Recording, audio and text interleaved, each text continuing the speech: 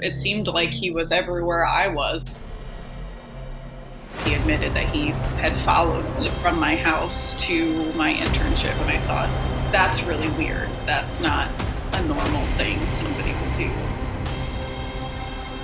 It kind of spiraled from there. He quickly became obsessed with me.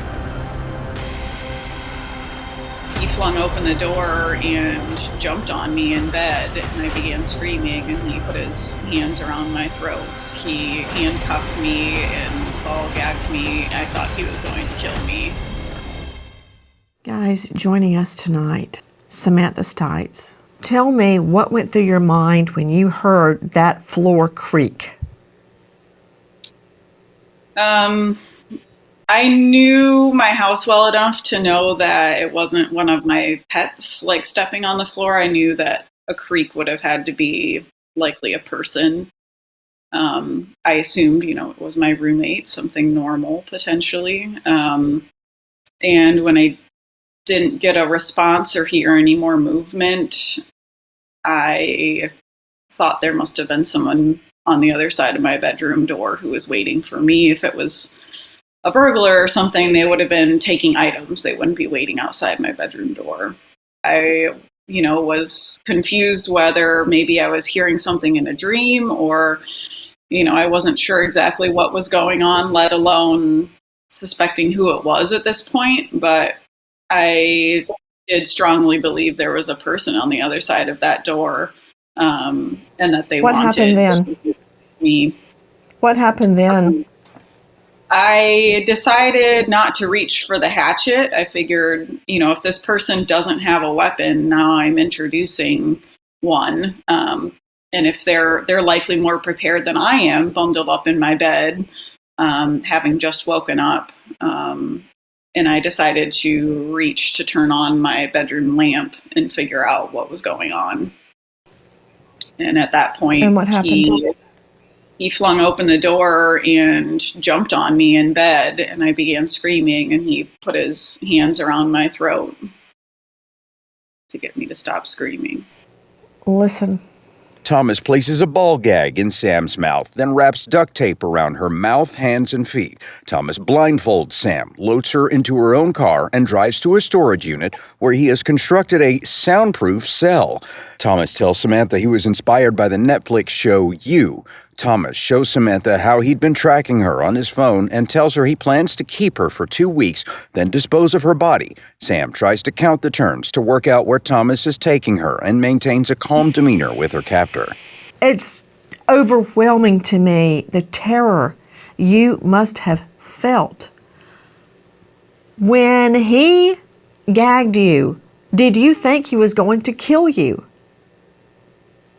I mean, the moment he jumped on me and began choking me, I thought he was going to kill me.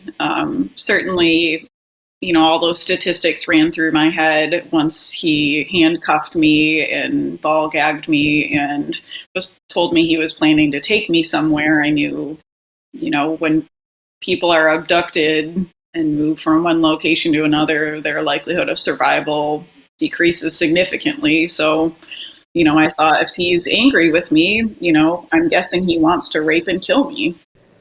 It's amazing to me that you managed to stay so calm. You were even trying to figure out where he had taken you. Yeah, I thought if I had any chance to get out of the situation that, he had blindfolded me while we were in the car. I figured if I could get an idea of where I was in the event I could escape, then I would know maybe what direction is better to run than another, things like that. When did you realize you were in a storage container?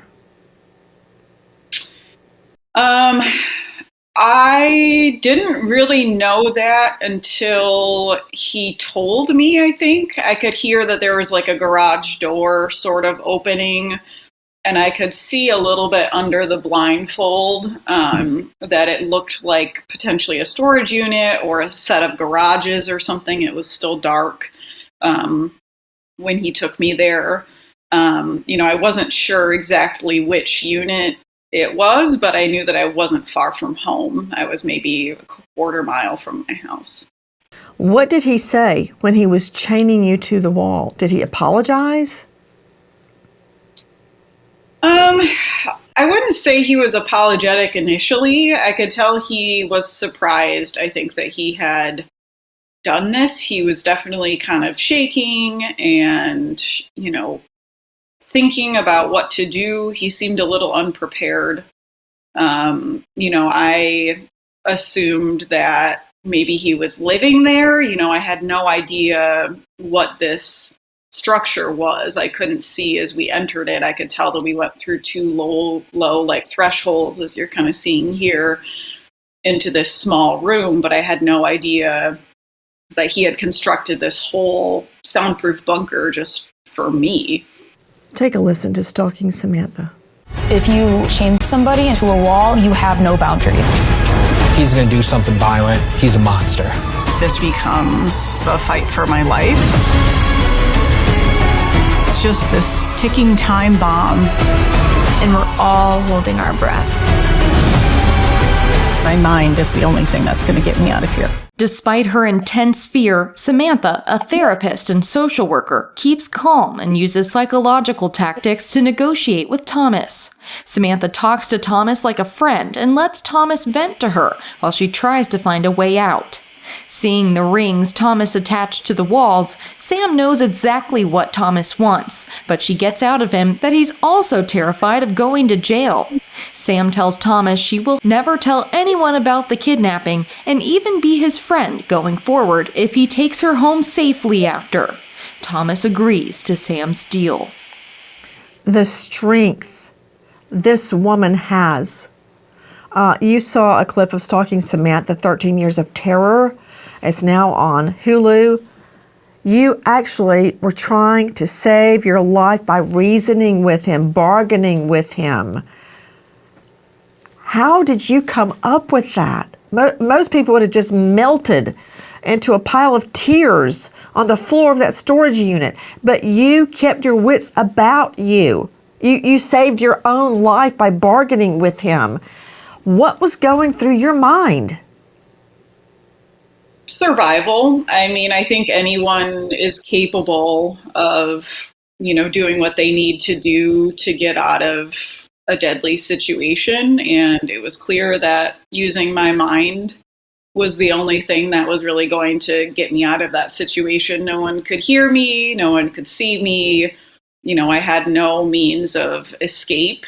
I looked for different tools or things I might be able to do to potentially injure him. I couldn't find any easy way to potentially get out of this situation other than at his hand. So, I took what I knew, which, was motivational interviewing and speaking with people to try to get to the crux of what motivated him and what he wanted.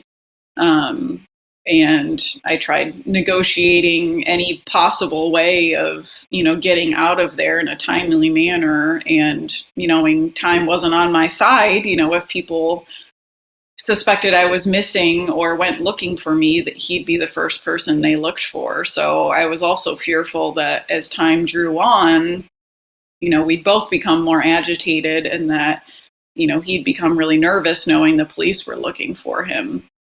So time was also of the essence in that I needed to come up with something to convince him that we could forget about all this and that we could get out of this situation, quickly. And the only way he was going to let me out was by having sex with me. I tried everything I could do to get out of that situation. And, there was no real way unless I was going to sit in there for days on end. Everybody, you are seeing the actual place where this beautiful young woman was kidnapped and held by a former Bible group attendee. It's just, and we showed you where he had prepared this, as she is telling us, long prepared this bunker to keep her, including a way to chain her to the wall. It's almost more than I can take in. We run into people every day, Samantha, that are awkward, that are kind of in the fringe of our lives, or not really a player in our day-to-day. He would leave you in there chained up and just leave, right? We've got video of him striding across the parking lot.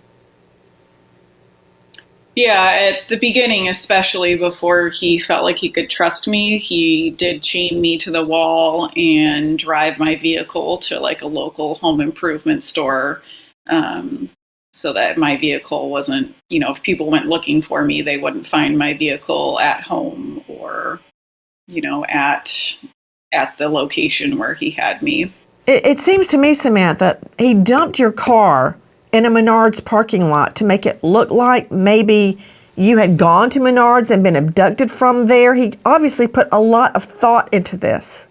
Yeah, I'm not sure. I mean, that was probably the closest location that had a decent sized parking lot. He had plans to, if we were supposed to be there for 2 weeks like he had planned to leave my car out by Lake Michigan and have my paddleboard on the beach somewhere and make it look like potentially I drown.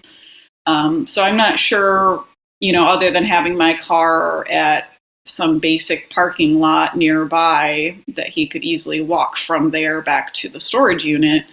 I'm not sure, but that was the location that, after he had raped me, that when he followed through with his promise to let me go, he dropped me back off at my car at this parking lot.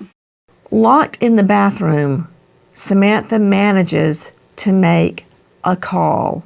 Most people would be devastated, but she manages to summon up the strength and save herself. Listen. Still locked in her bathroom, Samantha manages to call a friend who takes her to a hospital and has police meet them there. Nurses perform a rape kit and give Sam precautionary STI medication. Thomas is arrested just hours later while officers search the storage unit and track down Sam's car. We went right to the storage units. We didn't know if he was hiding in the bunker. We didn't know if there were booby traps or anything like that. I don't know what this is. Christopher, if you're inside, let us know. I'm going to have my dog come find you and he will bite you. Call out to us now if you're inside. From Stalking Samantha, 13 Years of Terror on Hulu. What went through your mind? What were you thinking when you managed to make that phone call from inside the bathroom? I had a plan from, the time I was in the bunker. If I were to get out, I knew he had a tracker on my vehicle. I couldn't just drive to the hospital. I couldn't go to the police station for fear of him following me. I knew I couldn't call my roommate for help or a close friend because he knew who they all were. So I called a coworker who was also a neighbor and a nurse. And I knew I needed to get to the hospital to try to recover DNA from a rape kit and hopefully put this person behind bars.